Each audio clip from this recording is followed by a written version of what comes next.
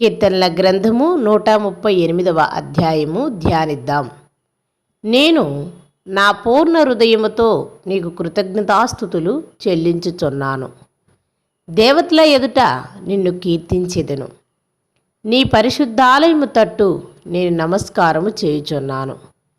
నీ నామమంతటి కంటే నీవిచ్చిన వాక్యమును నీవు గొప్ప చేసి ఉన్నావు.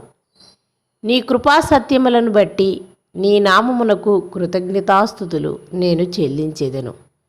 నేను మొరపెట్టిన దినమున నీవు నాకు ఉత్తరమిచ్చితివి. నా ప్రాణములో త్రాణ పుట్టించి నన్ను ధైర్యపరిచితివి. యెహోవా, భూరాజులందరూ నీవు సెలవిచ్చిన మాటలు విని నీకు కృతజ్ఞతాస్తుతులు చెల్లించెదరు. యెహోవా మహాప్రభావము గలవాడని వారు యెహోవా మార్గములను గురించి గానము చేసెదరు. యెహోవా మహోన్నతుడైనను, ఆయన దీనులను లక్ష్యపెట్టును.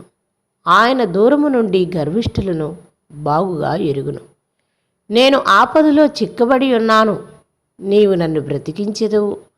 నా శత్రువుల కోపము నుండి నన్ను రక్షించుటకై నీవు చేయి చాపెదవు. నీ కుడి చేయి నన్ను రక్షించును. యెహోవా నా పక్షమున కార్యము సఫలము చేయును. యెహోవా, నీ కృప నిరంతరము ఉండును. నీ చేతి కార్యములను విడిచిపెట్టకము. ఆమేన్.